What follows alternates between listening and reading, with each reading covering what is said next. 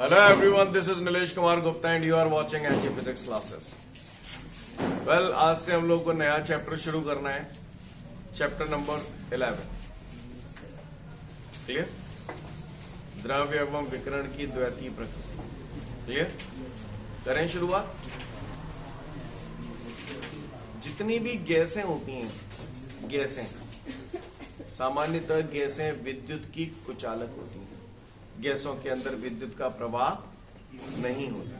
कुचालक तो समझते हो ना, है ना? जितनी भी गैसें हैं विद्युत की कुचालक होती हैं, उनके अंदर विद्युत का प्रवाह नहीं होता है. लेकिन यदि गैसों का दाब यानी कि प्रेशर, गैसों का दाब अगर धीरे धीरे करके कम कर दिया जाए, धीरे धीरे करके अगर गैसों का दाब किसी प्रकार कम कर दिया जाए तो गैसों के अंदर विद्युत का प्रवाह होने लगता है और इस घटना को हम लोग बोलते हैं विद्युत विसर्जन. क्या बोलते हैं? यानी सामान्य दाब पर गैसों के अंदर विद्युत का प्रवाह नहीं होता है, लेकिन अगर गैसों का दाब कम कर दिया जाए तो गैसों के अंदर विद्युत का प्रवाह होने लगता है. इस घटना को हम लोग बोलते हैं विद्युत विसर्जन. क्लियर? इसके लिए साइंटिस्टों ने प्रयोग किए. ऐसा नहीं कि ऐसे ही आ गया. इसके लिए साइंटिस्टों ने प्रयोग किए और उस प्रयोग में दुनिया भर की बातें की गई थी. तो हम लोग को थोड़ा बहुत उसके बारे में जानना है. जो जानना है हम लोग ध्यान से सुनेंगे. इससे पहले कि हम इसके बारे में जाने, मैं आप लोगों से भी कुछ जानना चाहता हूँ. जैसे इलेक्ट्रॉन वर्ड सुना है आपने पहले कभी? इलेक्ट्रॉन का आवेश कितना होता है?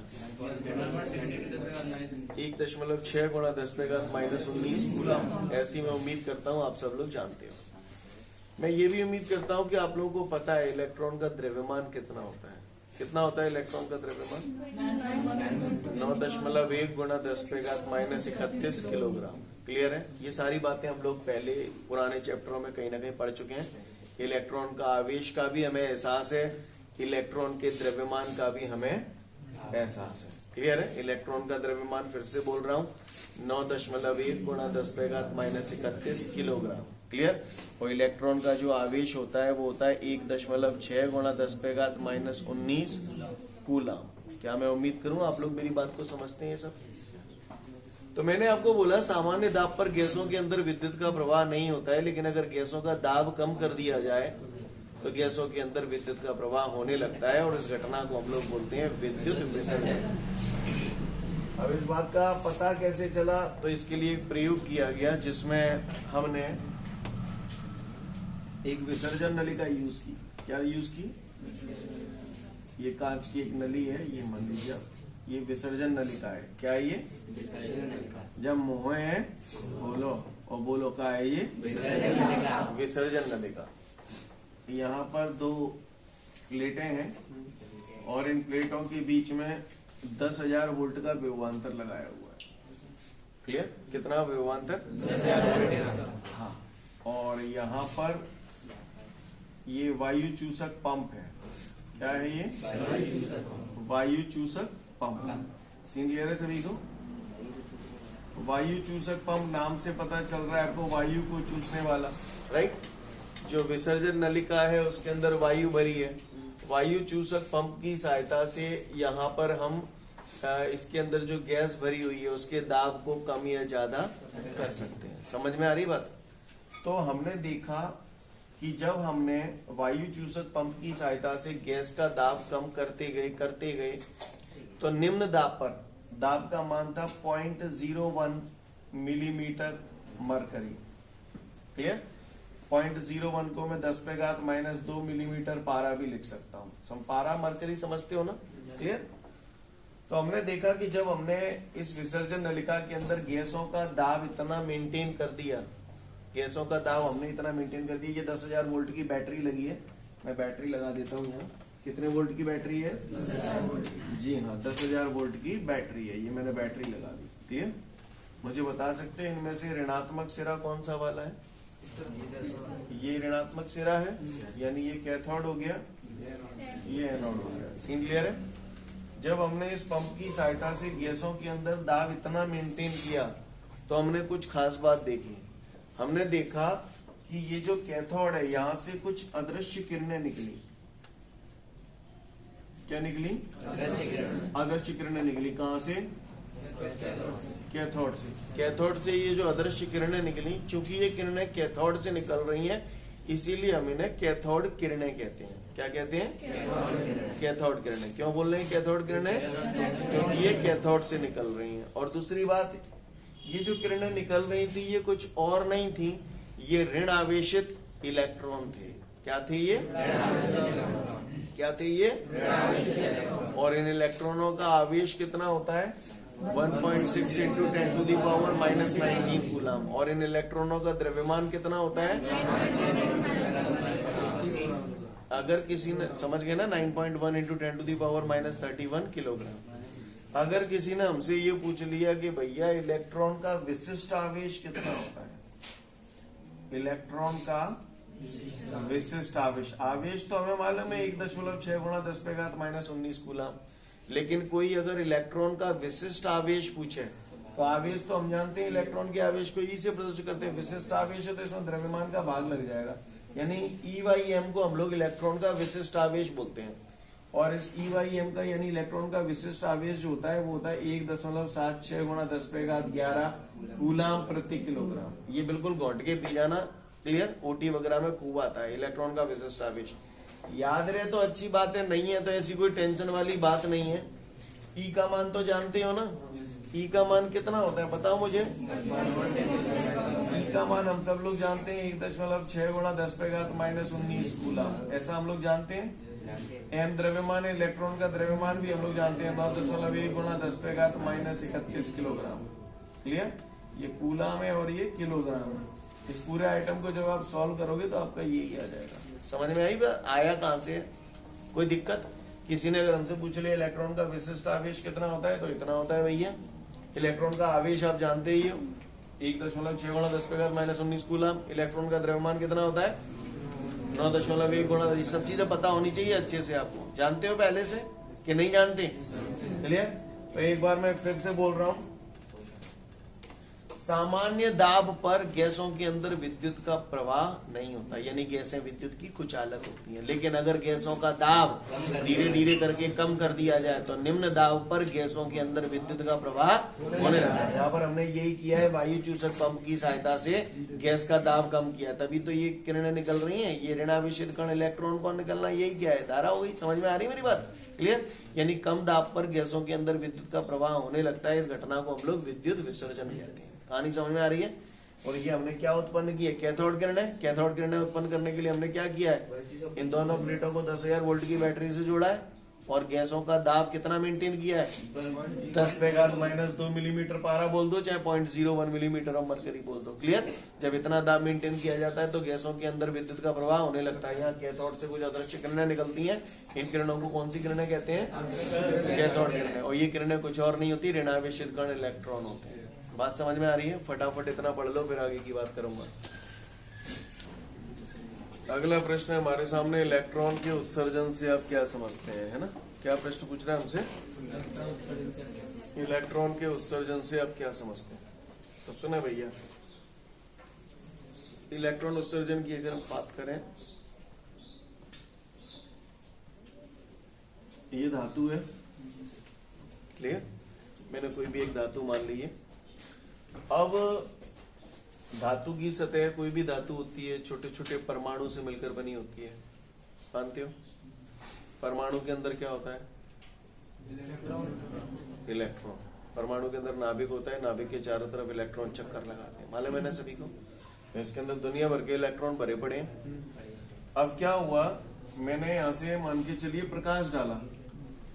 प्रकाश डाला तो इलेक्ट्रॉनों ने उस जो ऊर्जा, प्रकाश ऊर्जा जो मैंने डाली, तो इलेक्ट्रॉनों ने ऊर्जा को अवशोषित किया, और अवशोषित किया, उत्तेजित हो गए, निकल लिए। नहीं है बात समझ? इस घटना को हम लोग बोलते हैं इलेक्ट्रॉन उत्सर्जन। समझ में आई बात?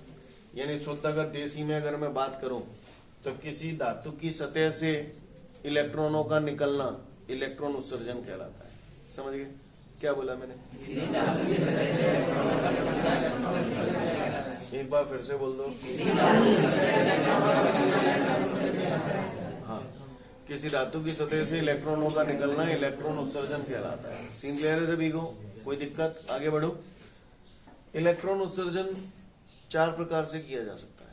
कितने प्रकार से किया जा सकता है? 4 प्रकार से किया जा सकता है। बस आप ध्यान से सुनते रहिएगा, आप समझ जाएंगे। सबसे पहला उत्सर्जन है प्रकाश विद्युत उत्सर्जन। क्या? प्रकाश विद्युत उत्सर्जन। दूसरा होता है तापायनिक उत्सर्जन। क्या होता है? तापायनिक उत्सर्जन। फिर से बोलो। तापायनिक उत्सर्जन। तीसरा होता है क्षेत्र उत्सर्जन। कौन सा उत्सर्जन? जोर से बोलो।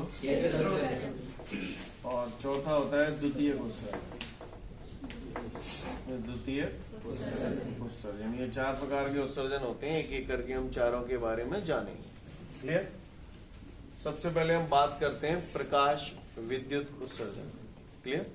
इसको इंग्लिश में फोटो इलेक्ट्रिक एमिशन कहा जाता है। फोटो का मतलब प्रकाश, आपने पढ़ा होगा ना, प्रकाश संश्लेषण विधि, फोटोसिंथेसिस। फोटो वर्ड कहीं भी आ जाए समझ लेना प्रकाश से रिलेटेड बात हो रही है। Clear? Listen everyone, Hanuman ji को पवन पुत्र क्यों कहते हैं? क्योंकि वो पवन के पुत्र हैं, इसलिए पवन पुत्र। सही बोल रहा हूँ? कोई कारण होता है, ऐसे ही थोड़ी कहा जाता है। नहीं, यही भाषा है। कोई रमेश पुत्र है, इसका मतलब रमेश का पुत्र नहीं है, मेरी बात समझ। ये धातु है, इस धातु की सतह पर जब प्रकाश डाला जाता है तो इस धातु की सतह से इलेक्ट्रॉन उत्सर्जित होने लगते हैं। इस घटना को बोलते हैं प्रकाश विद्युत उत्सर्जन। क्या बोलते हैं? क्या बोलते हैं?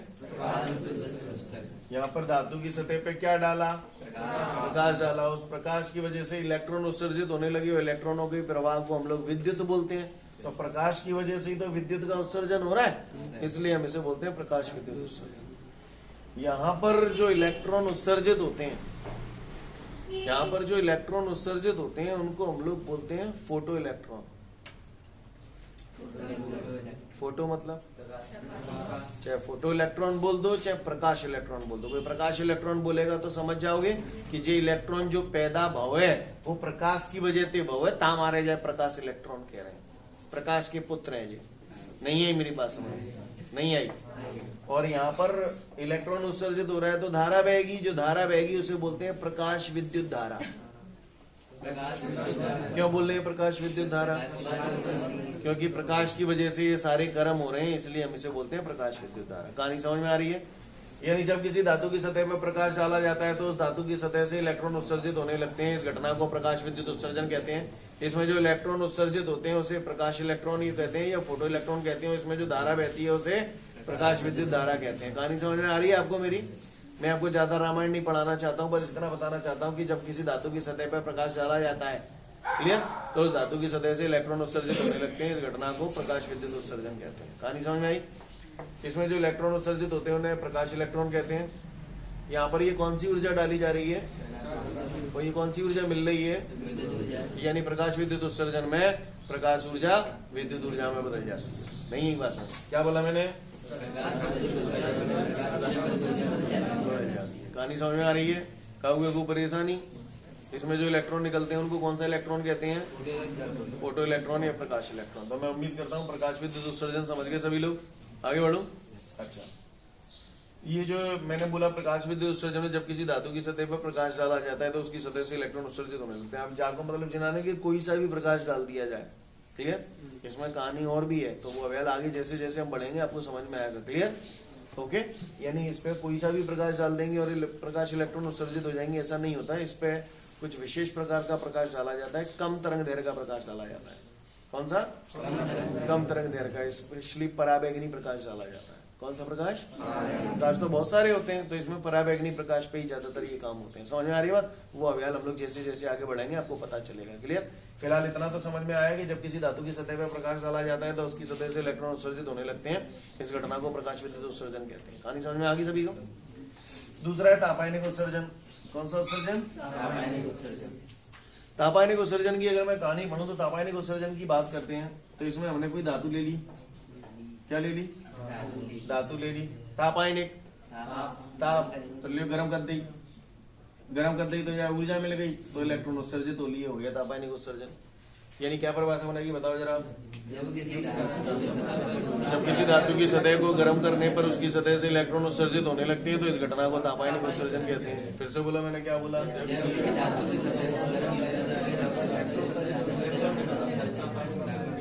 समझ गए?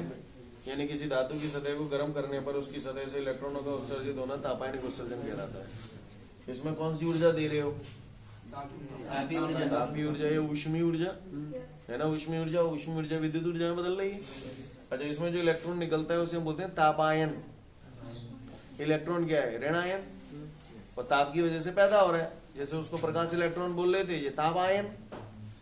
क्यों? क्योंकि इनकी पैदाइश ताप से हुई है। नहीं मेरी बात समझ में आ रही कहानी? इसमें कौन सी ऊर्जा में बदल रही है? ऊष्मीय ऊर्जा विद्युत ऊर्जा में बदल रही है। क्या होता है तापायनिक उत्सर्जन?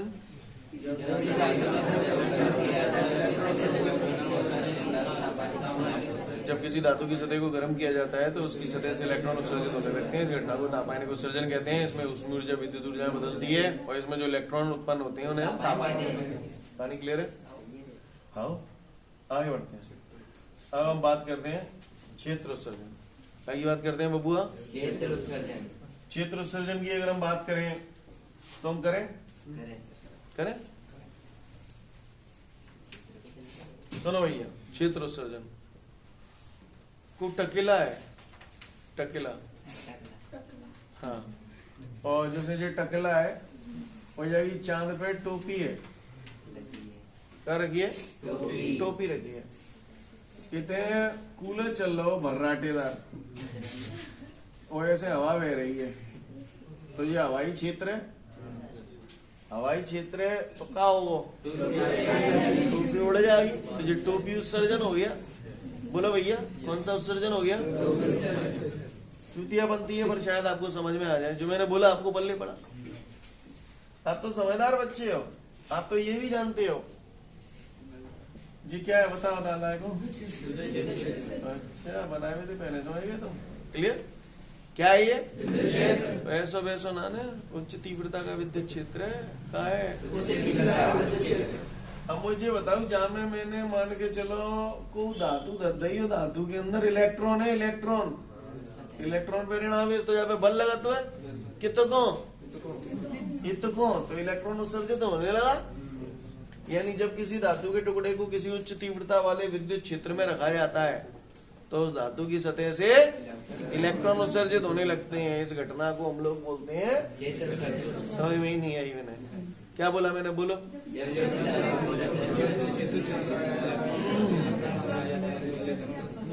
जब किसी धातु को उच्च तीव्रता वाले विद्युत क्षेत्र में रखा जाता है तो उस धातु की सतह से इलेक्ट्रॉन उत्सर्जित होने लगते हैं। इस घटना को क्षेत्र उत्सर्जन कहते हैं। जो बोला आपको पल्ले पड़ा, सीन क्लियर है? किसी पट्टे ने अगर मुझसे पूछ लिया कि कह रहे बलाने क्षेत्र उत्सर्जन का है, तो बलाने तो चुप ही रह जाएंगे। ये बार बताएंगे क्या कहोगे? जब किसी धातु के टुकड़े को उच्च तीव्रता वाले विद्युत क्षेत्र में रखा जाता है तो उस धातु की सतह से इलेक्ट्रॉनों का निकलना क्षेत्र उत्सर्जन कहलाता है। और साची कह देखो, क्लियर? अब बात आती है द्वितीयक उत्सर्जन। द्वितीयक से क्या इशारा मिलता है? दो का इशारा मिलता है। सही बोलना? द्वितीयक उत्सर्जन है तो कहूँ ना कहूँ प्राथमिक उत्सर्जन होगा तो वही द्वितीयक भाव है। बोलो भैया, बोलो कुछ गलत क्या दी मैंने? हाँ, देखते हैं द्वितीयक उत्सर्जन। रेडी? चलिए देखते हैं। ये को है मोटा सेट है। ये मोटा सेट है। मोटा सेट में मैंने दे दी गोली। क्लियर? जहां मैंने गोली दे दी वह तो बंदूक से गोली निकली, बंदूक से को निकली गोली। ये हो गया प्राथमिक उत्सर्जन, गोली का निकलना। समझ रहे हैं? चूतिया बनती है पर काम बन गया। और जो गोली भर आएगा धसक जाएगी जहां में है। और जब गोली जहां में घुसेगी तो गोली कहेगी मैं खेलूंगी खून की होली। नहीं यही बात है, तो खून बाहर निकलेगा, पिचकारी से निकल जाएगी। बोला भैया, सही बोल रहा? मेरा कहने का तात्पर्य ये है, गोली क्या है यहाँ? नहीं, प्राथमिक उत्सर्जन तो ठीक है, तीव्र गति से गतिमान का। सही बोलना? तीव्र गति से और ये मोटा सेट को है वो नहीं धातु धातु है भाई, और जो खून का है वो इलेक्ट्रॉन। समझ गए मेरी बात को? मेरा कहने का तात्पर्य है कि जब तीव्र गति से गतिमान कण किसी धातु की सतह से टकराते हैं तो उस धातु की सतह से इलेक्ट्रॉन उत्सर्जित होने लगते हैं। इस घटना को द्वितीयक उत्सर्जन, तो ये द्वितीयक वाली फीलिंग आई, प्राथमिक नहीं है भाषा। जब तीव्र गति से गतिमान कण आ रहे हैं तो कहीं ना कहीं से उत्सर्जित हो रहे हैं, तभी तो आ रहे हैं। तो जब तीव्र गति से गतिमान कण किसी धातु की सतह से टकराते हैं तो उस धातु की सतह से इलेक्ट्रॉन उत्सर्जित होने लगते हैं। इस घटना को हम द्वितीयक उत्सर्जन कहते हैं। कहानी समझ में आई? क्लियर है? क्या हुए को परेशानी? किसी पट्टे ने अगर मुझसे पूछ ले कह रहे बनाने इलेक्ट्रॉन उत्सर्जन क्या होता है, कितने प्रकार का होता है, तो बता दोगे भाई? 2 से 3 मिनट का समय दिया, पढ़ लो फटाफट। तो मैं उम्मीद करता हूँ सभी लोग हम लोग समझ गए हैं इलेक्ट्रॉन उत्सर्जन क्या होता है और उसके प्रकार। क्लियर? उसके बाद हमारे सामने एक प्रश्न बीच में हमारा रह गया था, धातु के कार्यफलन से आप क्या समझते हैं, है ना? धातु के कार्यफलन से आप क्या समझते हैं? चलिए देखते हैं धातु के कार्यफलन से हम क्या समझते हैं।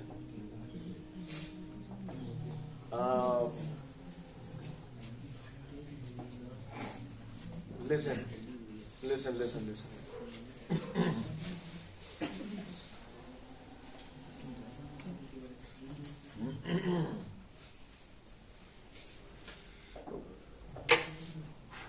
वोट डालने के लिए न्यूनतम आयु 18 वर्ष। तो अगर कोई आदमी 18 वर्ष से ज्यादा का हुआ तो वोट नहीं डाल पाएगा।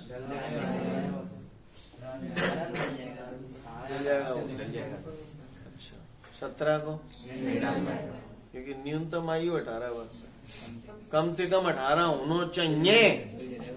ठीक है, 18 के ऊपर है जाओ तो जाओ, मेरे एक्सप्रेशन पे ना जाए। मैं बहकाने की पूरी कोशिश कर रहा हूँ, तुम बहक रहे हो कमीनो। क्लियर? वोट डालने के लिए न्यूनतम आयु 18 वर्ष है। अगर बंदा 18 वर्ष से कम हो तो हाँ, ज्यादा का हो तो समझ गए? चल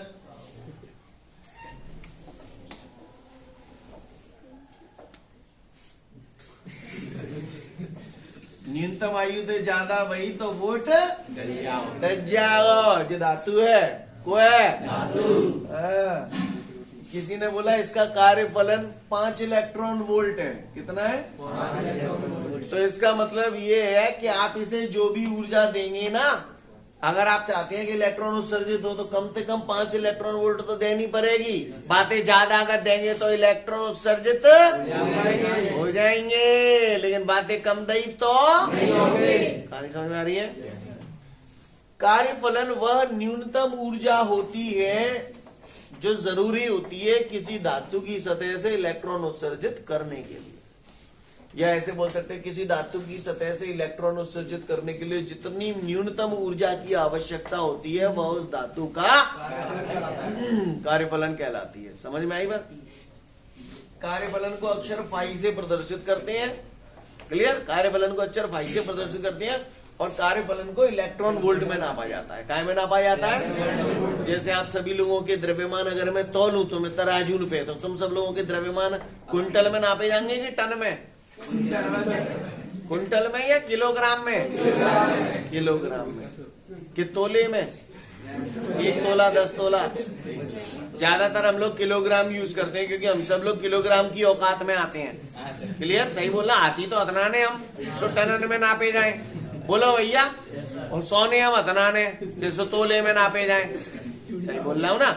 क्या हम आपको टन में नहीं नाप सकते? क्या हम आपको कुंटल में नहीं नाप सकते? पर सामान्यतः ज्यादातर इंसानी वजन किलोग्राम में होता है, इसलिए किलोग्राम यूज किया जाता है। समझो मेरी बात को।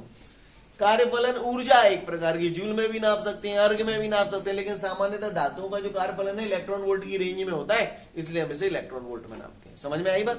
कार्यफलन का सूत्र होता है, आप लोगों को पुराने पाप अगर आपके क्लियर हो, केमिस्ट्री तुमने नेकादू पढ़ी हो तो E बराबर H न्यू पढ़ा होगा आपने, ये वही सूत्र है। तो फाई बराबर H न्यू 0।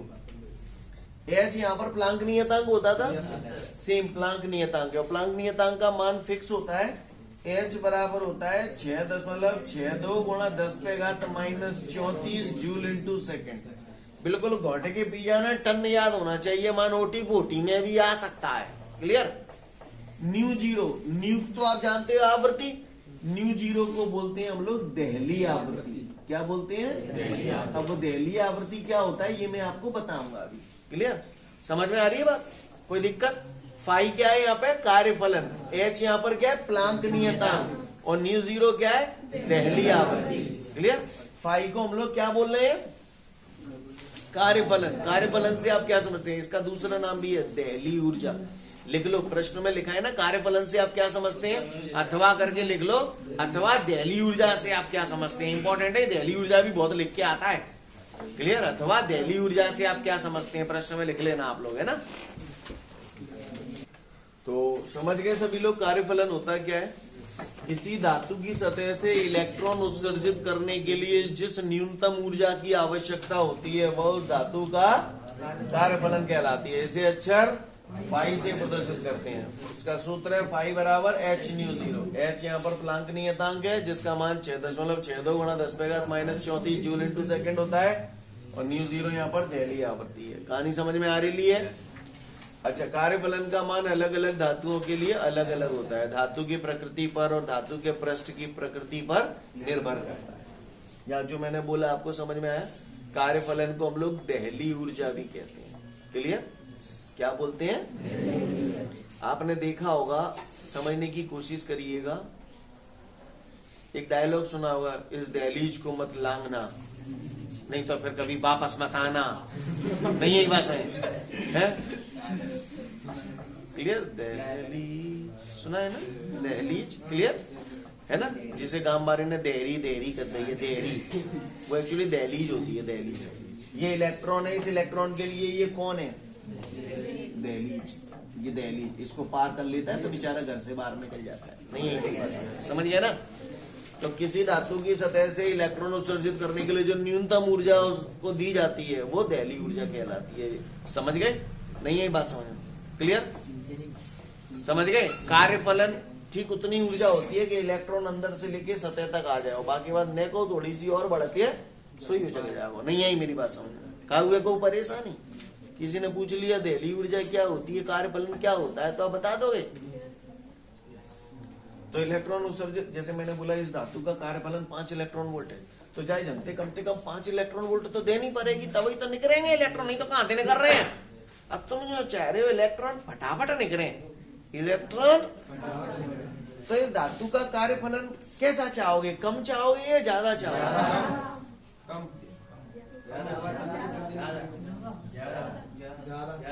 कैसो चूल्हो पसंद कर तो फटाफट जल जाती है या आराम से घंटा भर में चले तब चाय बने? फटाफट बने। तो जहां में अगर मैं चाह रहा हूं इलेक्ट्रॉन फटाफट निकले तो यहाँ से ऊर्जा दे रहे हो, तभी तो इलेक्ट्रॉन निकल रहे, तो ये ऊर्जा कम से कम में काम हो जाए कि ज्यादा देनी पड़े? चूतिया हो तुम निराट, तुम्हें चूल्हो बांधनो है कमीनो, तो तुम कहा चाहोगे ने माचिस की तीली दे जल जाए या भूखा भागनी करनी पड़े, दुनिया भर को कचरा इकट्ठा करना पड़े? जरा सी तीली समझो बात को, चूतियों की तरह रिएक्ट मत करो। मेरा पर्पस क्या है? इलेक्ट्रॉन निकालना, तभी तो धारा बहेगी। मैं चाह रहा हूं ये फटाफट निकले, तो यहाँ से मुझे ऊर्जा देनी पड़ रही है ना, तभी तो निकल रहे हैं। तो मैं यहाँ से ऊर्जा कम दूं तब निकले या ज्यादा दूं तब निकले? कम दूं तब निकले। नहीं यही बात है? अगर आप चाहते हो कि किसी धातु से फटाफट इलेक्ट्रॉन उत्सर्जित हो, तो उसके लिए आप क्या चाहोगे? इस धातु का कार्यफलन कैसा होना चाहिए? कम से कम होना चाहिए। धातु का कार्यफलन जैसे धातु को कार्यफलन 5 की बजाय मान के चलो 0.5 इलेक्ट्रॉन वोल्ट है, तो कम ऊर्जा दे दे भाई, इलेक्ट्रॉन निकल के आगे।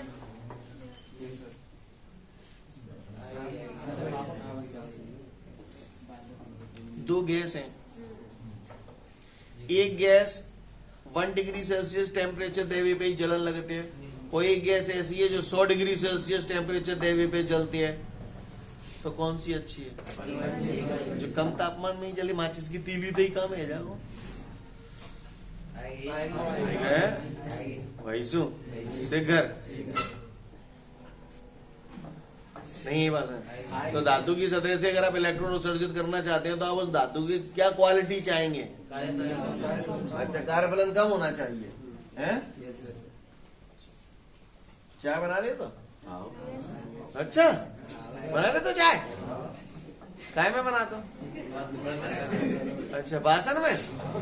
बासन लकैया को लेते होगे तो मोम को दादू तो मोम को ले लियो, मोम को ले लियो, कहे पिघल जाओ, लकैया को ले लियो, जल जाएगा। समझ गए? सुनो, तापायनिक उत्सर्जन करना चाहता हूँ। क्या चाहता हूँ? मैं चाहता हूँ ये धातु की सतह इसको गर्म करूं और इलेक्ट्रॉन उत्सर्जित हो जाए। तो आप क्या चाहोगे? ये जो धातु मैं इस्तेमाल कर रहा हूं इसका गलनांक उच्च होना चाहिए या कम होना चाहिए अगर इलेक्ट्रॉन उत्सर्जित करना चाहता हूं तो? गलनांक कम है जाओ, गलनांक अगर जागो कम है जाओ तो फिर गर्म तो है या पिघल जाओ, इलेक्ट्रॉन तो बाद में उत्सर्जित होंगे, भाई तो पहले पिघल जाओ।